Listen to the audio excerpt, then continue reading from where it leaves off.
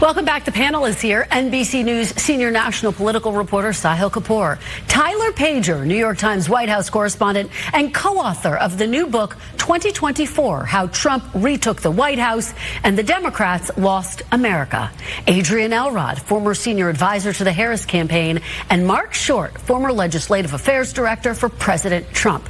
Thank you to all of you for being here. As I said, this does mark the 1-year anniversary since the horrific assassination attempt against then candidate Trump, who's now serving his second term. Tyler, you write about this moment in your book in extraordinary terms, in the sense that it really was a pivotal moment in the campaign. What did you determine? What did you learn? Yeah, I think even Donald Trump would say that it was a pivotal moment in his campaign. In an interview with us, he said, I think I would have won, but maybe it would have been a little bit closer. I think one of the biggest parts of that assassination attempt was what it did to some of the supporters for Donald Trump, particularly Elon Musk. Elon Musk was a reluctant supporter of the president, and then after that assassination attempt went full throttle and gave him more than $250 million to affiliated efforts. Jeff Bezos, Mark Zuckerberg came out to praise him. So really it coalesced this movement behind Donald Trump. Also, another remarkable part about that day is that Joe Biden, this is the day that Joe Biden met with Chuck Schumer, and Chuck Schumer basically said,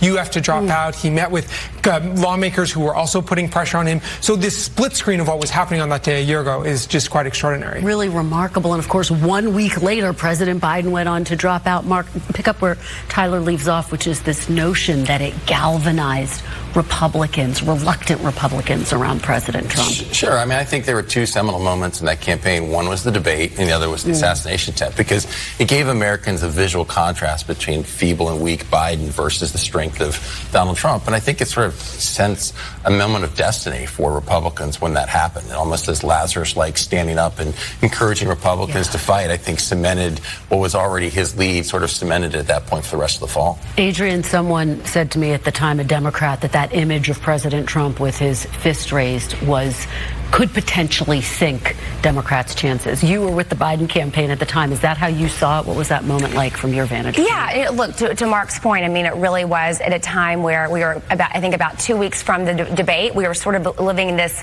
quasi-purgatory period where we felt like we really couldn't move forward as a campaign, even though President Biden was making it very clear he was not getting out of the race.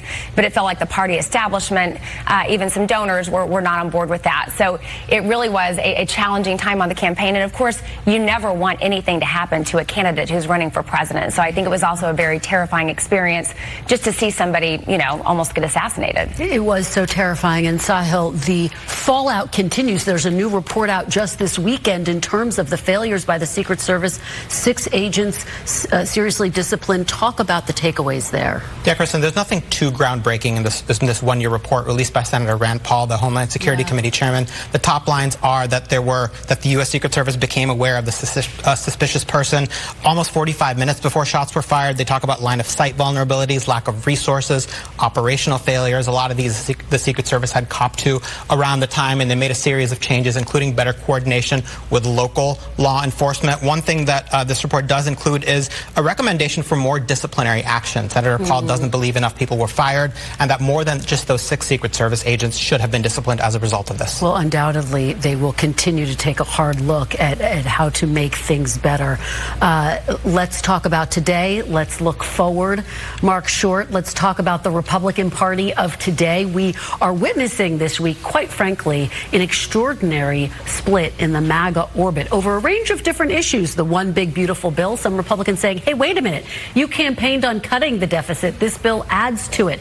You're now sending weapons to Ukraine, albeit through NATO. And of course, this big fight I was just talking about with Senator John Barrasso over the handling of the Jeffrey Epstein files. This is what Jonathan Martin of Politico wrote. He wrote, Trumpism, it can't be said enough, is not an ideological project, but rather Donald Trump garnering big, beautiful wins as he defines them. Talk about this divide.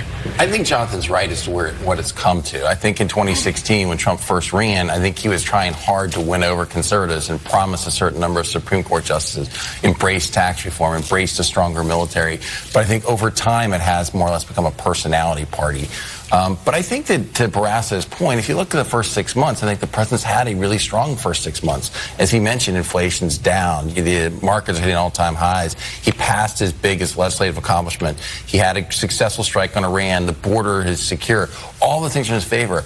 I think the divisions are actually going to become more exacerbated in the second half of this year, Kristen, because now that you're past the one big beautiful bill, you're going to see the policy differences on between the isolationists and the interventionists come forward. You're going to see him now again pushing forward on more or less the Bernie Sanders trade policy that Donald Trump has embraced, that I don't think all Republicans are supportive of. And so in the first half of the year, much of that's been muted because everything was sort of put on pause. But now that he's going full bore again, there's going to be economic consequences.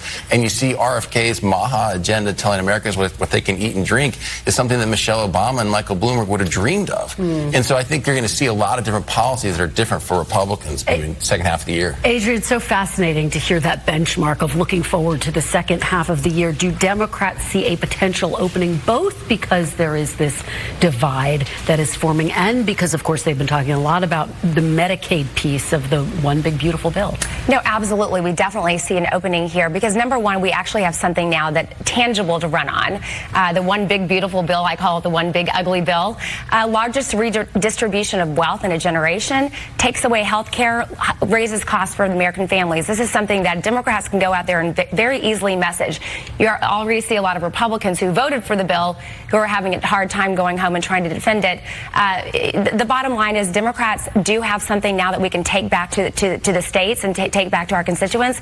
We just need effective messengers to go out there and do that. And I think you just saw Governor Bashir really making an effective case for why this is a bad policy for the American people. You laid down a marker. He maybe moved the needle a tiny bit towards saying, maybe I'll look at running for president. Sahil, is this going to be really the centerpiece of the midterm elections, the Medicaid piece of this tax and spending bill that was just passed? It absolutely will. The big beautiful bill overall, the one thing that both parties agree on right now is that this will be the defining issue of the 2026 midterms. And we saw a neat little preview of that fight in your interviews with Barrasso and Bashir. We're going to hear Democrats talk about this as a big tax cut for the rich, paid for by cutting Medicaid and SNAP benefits, including for working class individuals. I think one of the ironies here is that a lot of Trump voters, a lot of MAGA voters in rural areas are going to be some of the biggest losers. Those are the hospitals and providers that are most likely to lose as a result of this. And Republicans, unlike 2018, when they were caught flat-footed by the Tax Cuts and Jobs Act and the attempt at ACA repeal,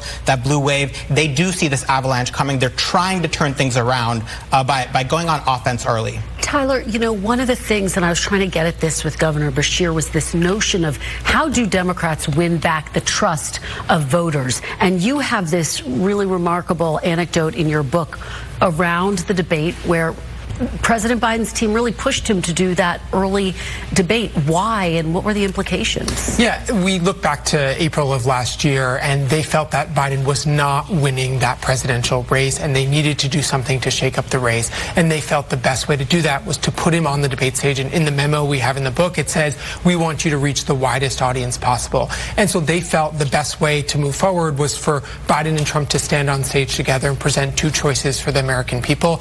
Obviously, that backfired and led to a cascade of problems and him dropping out. But you're right. I think the Democratic Party does have a big trust issue that they're trying to work through, and new leaders are trying to chart a path forward. All right. It's anecdotes like that, obviously, that Democrats and Republicans will be looking at. Thank you all for a fantastic conversation. That is all for today. Thank you so much for joining us, because if it's Sunday, it's Meet the Press.